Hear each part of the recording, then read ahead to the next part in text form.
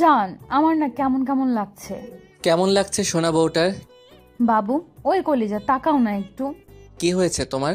সবেমাত্র অফিস থেকে আসলাম, এখনই এরকম ডাকাডাকি শুরু করলে যে? আমার আদর লাগবে, তুমি জানো না আমি তোমাকে এমন করে কেন ডাকি। তা জানি না, আবার যখনই তুমি এরকম আবদারের সুরে ডাকতে থাকো, মিষ্টি সুরে ডাকতে থাকো, তখনই আমার বোঝা হয়ে যায় তুমি আমার কাছে কিছু চাও। এখন বলো কি দরকার? জান, আমার না আদর লাগবে। মাত্রই তো অফিস থেকে আসলাম, এখনই। সারাদিনে তো তোমাকে কাছে পাইনি, তাহলে এখন আমার আদর চাই না? বলো, তুমি এমন কেন করতেছো? আচ্ছা ঠিক আছে সোনা, আমি একটু গোসলটা সেরে আসি। আমার সারা শরীর থেকে ঘাম মেখে আছে। এখন যদি তোমাকে আদর করতে শুরু করি, আমার শরীরের এই দুর্গন্ধটা তোমার নাকে যাবে। খারাপ লাগবে তোমার। বাবু, তুমি এটা কি বলতে পারলে? আমি তোমাকে এতটা ভালোবাসি যে তুমি যেমনই হও না কেন তাতে আমার কিচ্ছু যায় আসে না। আর তুমি তো সবার জন্য কষ্ট করে আসছো, তাই না? আমি যদি এটা ভেবে তোমাকে দূরে সরিয়ে দেই, তাহলে আমি তোমাকে কেমনে ভালোবাসলাম বলো? তাই এত বেশি ভালোবাসো আমাকে? ওইটা তো তোমাকে সেই প্রথম থেকেই বলে আসছি, কিন্তু তুমি বুঝতে চাও না আমি তোমাকে কতটা ভালোবাসি। আসো না একটু কাছে, শোনা বর। কলিজা, এখন খুব টায়ার্ড লাগছে, এখনই আদর করতে হবে। আমি তোমাকে বলছি না আদর দিতে, তুমি আমাকে দিবে কিনা বলো? আমি অত কিছু জানতে চাই না, আমি সারাদিন তোমাকে একটুও কাছে পাই না। তোমাকে বোঝাতে পারি না আমি তোমাকে সারাদিন কতটা মিস করি। আমার কত বেশি আদর পেতে ইচ্ছে করে তোমার। তোমাকে যখন বলি বাসায় আসতে, তুমি খালি বাহানা দাও, বলো কাজ আছে। ঈশান এগিয়ে গিয়ে নাবিলার মুখের পাশে হাত রাখলো। নাবিলা একটু মিষ্টি হাসানোয় ঈশান ওর কপালে আলতো করে ঠোঁট ছোড়া ছোঁয়াতেই নাবিলার চোখ জোড়া বন্ধ করে নিল। ভাবলো ঈশান এখন আদর দিবে, কিন্তু ঈশান ওকে শুধু আলতো করে একটু জড়িয়ে ধরে বলতে লাগলো, জান, এখন পাগলামি করো না, এখনো রাত গভীর হয়নি, সবাই জেগে আছে। এখন যদি তোমাকে আদর করতে শুরু করি তাহলে তো সবাই বুঝে যাবে। কেন বুঝবে? তুমি কি করে বলতে পারলে যে ওরা বুঝে যাবে? ওরা কখনো বুঝবে না। তুমি আমাকে আদর করো ঠিকই, আমি সবটা সামলে নিতে পারবো। ওইটা তোমার মনে নয়। যখন আদর করতে শুরু করি তুমি সুখে এত বেশি চিৎকার করো, যার জন্য পুরো রুমে শুধু তোমার নিঃশ্বাসের শব্দটাই থাকে। এখন আদর করা যাবে না কলিজা। তুমি আমাকে ইগনোর করতে চাইতেছো, তাই না বাবু? না জান, তোমাকে আমি ইগনোর করতে পারি বলো? বিয়ের আগে যেখানে তোমাকে ইগনোর করতে পারিনি, আর এখন তো তুমি আমার একটা মাত্র বউ, কলিজার বউ। তোমাকে আমি কখনো ইগনোর করেছি বলো? তুমি এমনটা কেন ভাবো?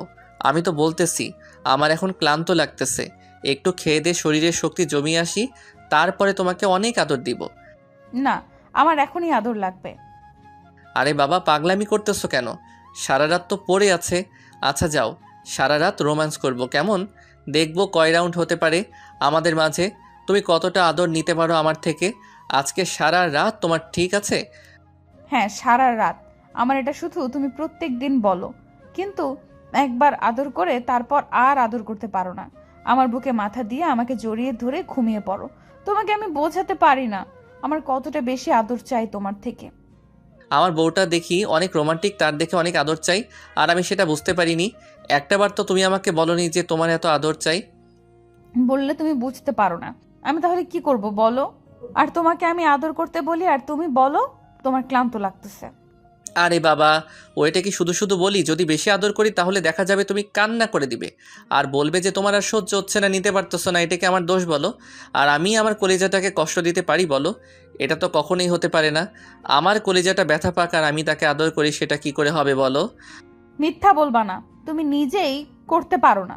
আর আমার ব্যথা লাগলে আমি কি করব? আমি কি তারপরও তোমাকে বারণ করি বলো? কিন্তু তুমি তুমি না যখন আদর করতে শুরু করো একদম বেপরোয়া হয়ে ওঠো। আমি তখন এমন করে আমার শরীরে আদর দিতে শুরু করো, যার জন্য আমি নিজেকে ঠিক রাখতে পারি না। ব্যথা লাগলে আমি কি বলবো না বলো? আমি তো বারণ করিনি। আচ্ছা শোনা, এখন আমি একটু ফ্রেশ হয়ে আসি। আর বললাম তো রাতে অনেক আদর দিব। এখন পাগলামি করো না প্লিজ। আমার না খুব খিদে পেয়েছে। তুমি কি চাও তোমার বাবুটা না খেয়ে থাক? না, কখনোই চাই না আমার কলিজাটা কষ্ট হোক, আমি সেটা চাই না। আচ্ছা, তুমি দুপুরে মনে হয় খাওনি তাই না? মিথ্যা বলো কেন? তুমি দুপুরে খেয়েছো, আমি তোমাকে তখন জিজ্ঞেস করলাম আর তুমি কিনা বললে তুমি দুপুরে খেয়েছো। এমনটা তুমি কি করে করতে পারলে জান? আরে বাবা, খেয়েছিলাম তো, অল্প একটু। কাজের প্রেসারে খেতে পারিনি। তোমাকে বললাম না খুব প্রেশারে আছি, 2-3টা মিটিং ছিল। আর আব্বুকে তো তুমি অফিস যেতে দাও না, তুমি আমাকে বারণ করে দিয়েছো আব্বু যেন অফিসে না যায়। ওই জন্যই তো সবটা আমাকে সামলাতে হয়। 2টা অফিস সামলাতে আমার কি কষ্ট হয় না বলো? ভাইয়াকে এত বলি, ভাইয়া নিজের ব্যবসাটা সামলাতেই ব্যস্ত, এখন আমাকেই পড়তে হয়েছে যত ঝামেলার মধ্যে। তুমি কি এটুকু বুঝতে পারো না?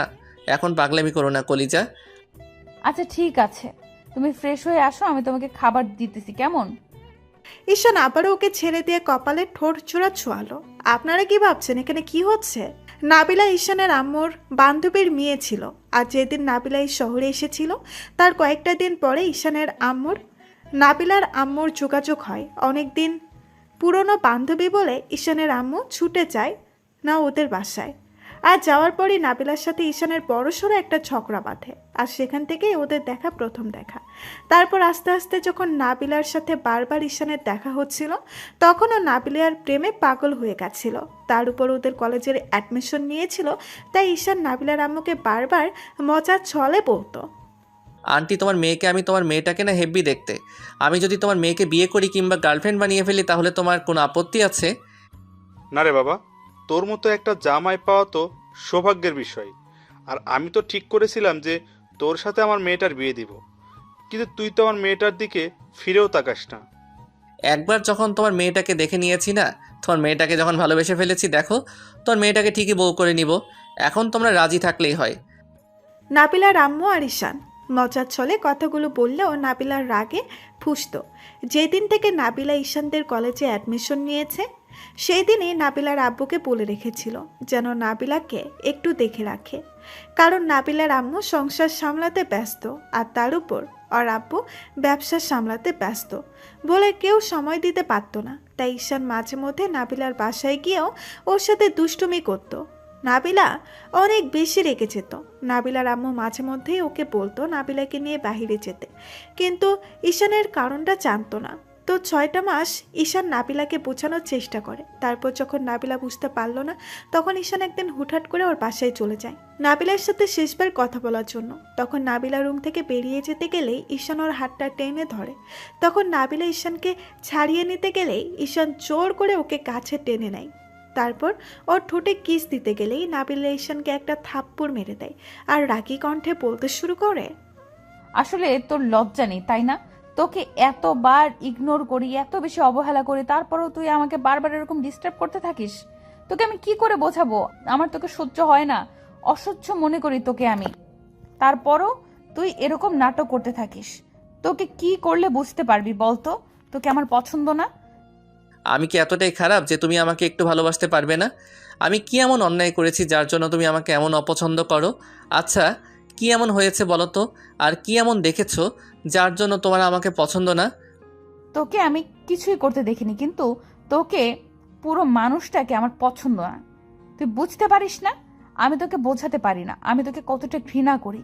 I just hate you. আর কখনো আমার সামনে আসবি না। আমার কথাটা তো শুনবে। আমি আর কখনো কিচ্ছু শুনতে চাই না। তুই এখান থেকে যা। আমি বলছি না আমার বয়ফ্রেন্ড আছে? তারপরও তুই এমন করে আমার কাছে আসিস কেন? নাবিলা ঈশানকে অনেক অপমান করে দেয়। তখন ঈশান চোখের পানি ফেলতে ফেলতে বাসায় চলে যায়। তারপর সবকিছু ভাঙচুর করতে শুরু করে দেয়। আম্মু কারণ জানতে চাইলে ঈশান বলতে দিল না। অন্য কিছু নাবিলার আম্মু স্পষ্ট দেখতে পেয়েছিল যে ঈশান চোখের পানি ফেলতে ফেলতে বাসায় চলে যাচ্ছে। ভেবেছিল নাবিলা কিছু বলেছে, তাই ওকে নাবিলার আম্মু ওকে জিজ্ঞাসা করতেই নাবিলা আম্মুকে সবটা বলে দেয়। সব শোনার পরে নাবিলার আম্মু ঈশানের বাসায় ফোন করে সবটা জানালেই তখন আব্বু আম্মু ওর সাথে অনেক বেশি কথা বলার চেষ্টা করে, কিন্তু অনেক ঈশান পাগলামি করতেছিল, বাসার সব কিছু ভাঙচুর করতেছিল, পুরো তছনছ করে ফেলেছিল, কারণ এই প্রথম কাউকে ভালোবাসলো। ঈশান বড় লোকের ছেলে, যেটা এসেছে সেটাই পেয়েছে, আর এমন করে ওর ভালোবাসার মানুষটা ওকে ইগনোর করলো, সেটা ঈশান মেনে নিতে পারছিল না। তখন আব্বু ওকে শান্ত করার জন্য জড়িয়ে ধরে ওকে মাথায় হাত বুলিয়ে দিয়ে বলেছিল, আব্বু, তুই শান্ত হ। তুই এমন কিছু চেয়েছিস আর সেটা কখনো পাসনি, তেমন কখন হয়েছে? আব্বু, ও আমাকে ভালোবাসে না। ও প্রচণ্ড পরিমাণে ঘৃণা করে আমাকে। ভাবি নাকি বাজে ছেলে, ও নাকি আমাকে কখনো ভালোবাসবে না। আমি তোকে ভালোবাসিনি বলো? ও কেন বুঝতে চায় না আমি কি বাজে ছেলে বলো? তোমাদের ভালো ছেলে না আমি? তাহলে ও আমাকে কেন ভালোবাসবে না? আব্বু, তুমি শান্ত হও। দেখো, ও বুঝতে পারেনি। ও হুটহাট করে এরকম একটা কথা শুনে রেগে গিয়েছিল, আর তুমি ওকে এমন ডিস্টার্ব করতে ওই জন্য রেগে গিয়েছিল। আব্বু, ভালোবাসাটা কি অন্যায় বলো? আমি ওকে ভালোবেসে কি খুব বেশি অন্যায় করে ফেলেছি? তাহলে আমাকে কেন ভালোবাসতে পারবে না? আমার মধ্যে কি এমন কমতি আছে বলো? আমি কি বাজে ছেলে? তুমি দেখেছো কেউ বলতে পারবে আমি অন্য আর কোনো মেয়ের সাথে রিলেশন করেছি? আব্বু ঈশানকে শান্ত করার চেষ্টা করলেই পারছিল না। তখন ভাইয়া এসে আর কোনো উপায় না পেয়ে ওর গালে 2টা থাপ্পড় মারে। টাল সামলাতে না পেরে দেওয়ালের সাথে ধাক্কা খায় ঈশান, আর ওর কপাল ফেটে রক্ত পড়তে শুরু করে। তখন সেন্সলেস হয়ে পড়ে যায়। নাবিলার আব্বু আম্মুর সাথে ঈশানের আব্বু আম্মুর কথা বলতেছিল। ঈশানের পুরো একটা দিন পর পর জ্ঞান ফিরে ও আবারও পাগলামি করতে শুরু করে দেয়। আব্বু আম্মু বুঝতে পারছিল নাবিলা বিয়েতে রাজি হবে না, তাই ওরা বিষয়টা নিয়ে কথা বলতে চাচ্ছিল না। কিন্তু ঈশানের যখনই জ্ঞান ফিরছিল ও পাগলামি করতেছিল। তারপর একটা পর্যায়ে যখন ঈশানকে বোঝাতে পারছিল না, বেশ কয়েকদিন ধরে ঘুমের ইনজেকশন দিয়ে ঘুম পাড়িয়ে রাখে। কিন্তু ঈশান শেষ পর্যন্ত ওর আব্বু আম্মুর এরকম বিহেভ দেখে বারবার নিজেকে কষ্ট দেওয়ার জন্য সুইসাইড করার চেষ্টা করতেছিল।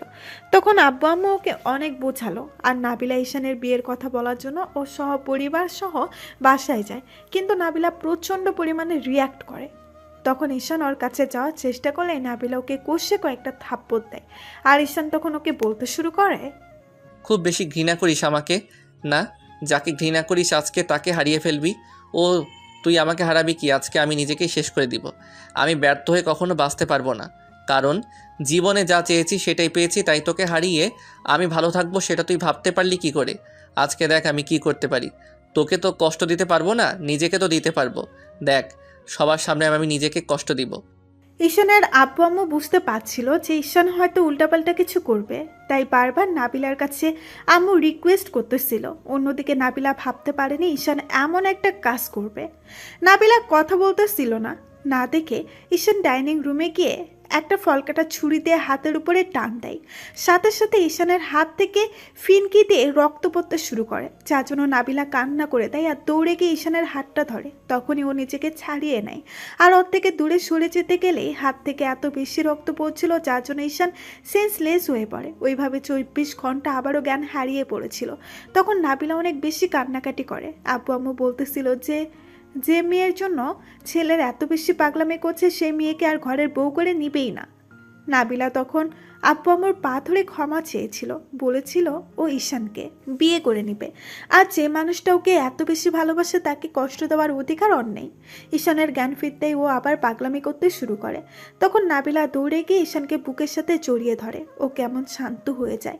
তারপর আর কি, সেই দিনে ওদের বিয়ে হয়েছিল। কিন্তু ঈশান মানতে পারতেছিল না যাকে এত বেশি ভালোবাসে সে ওকে এত ইগনোর করেছে। কয়েকটা দিন ঈশান নাবিলাকে দূরে রেখেছিল, ওর সাথে কথা বলতো না তেমনভাবে। কিন্তু নাবিলা প্রথমে ভেবেছিল ওকে যেহেতু ভালোবাসে না এই কষ্টটা ওর কাছে কিছুই না। কিন্তু 2টা মাস যেতে না যেতেই নাবিলার স্বামীর ভালোবাসার অভাবটা বুঝতে পারে, কারণ ঈশান ওর সামনে অন্য মেয়ের সাথে ফোনে কথা বলতো আর এত বেশি নাটক করতো, যার জন্য নাবিলা অনেক বেশি কান্নাকাটি করতো।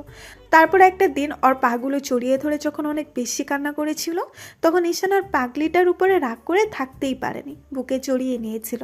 আর এখন দুজনকে এত বেশি ভালোবাসে যার জন্য নাবিলা ঈশানকে ছাড়া কিছুই বুঝতে পারে না। তো ঈশান ফ্রেশ হয়ে এসে নাবিলা ওকে নিয়ে খাবার খেতে যায়। খাওয়া শেষ হলে নাবিলা সবটা গুছাতে শুরু করে, কিন্তু ঈশান রুমে আসতেছিল না। তখন নাবিলা বলে, বাবু তুমি এখানে দাঁড়িয়ে আছো কেন? রুমে যাও, আমি আসছি তো। না সোনা, তুমি এত কষ্ট করতেছো, আমার খারাপ লাগতেছে। তো তুমি কাজ শেষ করো, আমি তোমাকে কোলে করে এখান থেকে নিয়ে যাব, কেমন?